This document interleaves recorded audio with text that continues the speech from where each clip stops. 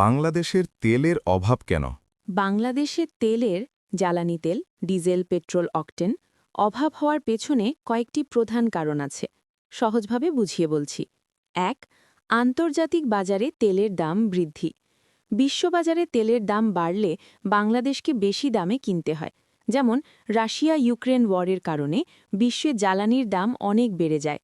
২. Dollar সংকট। বাংলাদেশ তেল আমদানি করে ডলারে, কিন্তু দেশে যখন ডলারের অভাব হয় তখন সময় মতো তেল কেনা কঠিন হয়ে পড়ে। এতে সরবরাহ কমে যায়। ৩. আমদানি নির্ভরতা। বাংলাদেশ নিজে তেল উৎপাদন করে না, প্রায় পুরোটা বিদেশ থেকে আনতে হয়। ফলে বাইরে কোনো সমস্যা হলেই দেশে প্রভাব পড়ে। ৪. পরিবহন ও সরবরাহ সমস্যা।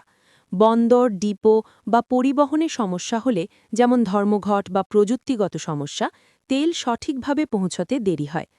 ৫. চাহিদা বেশি হওয়া। দেশে যানবাহন, শিল্পকারখানা বাড়ছে, তাই তেলের চাহিদাও অনেক বেড়েছে, কিন্তু সরবরাহ সেই হারে বাড়েনি। ৬. সরকারি ব্যবস্থাপনা ও পরিকল্পনা সমস্যা। কখনো কখনো সঠিক পরিকল্পনা না থাকলে বা সময়মতো আমদানি না করলে সংকট তৈরি হয়।